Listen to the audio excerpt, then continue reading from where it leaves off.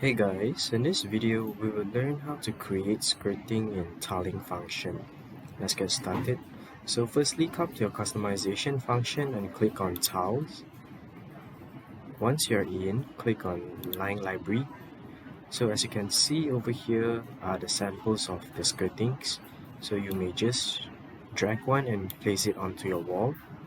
Okay, so if let's say you would like to edit your skirting, you can click on it. So over here you can remove and replace another one, okay, or you may delete one of the side like this. Okay,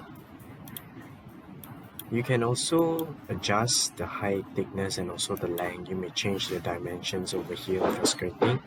And lastly, you can also replace the material.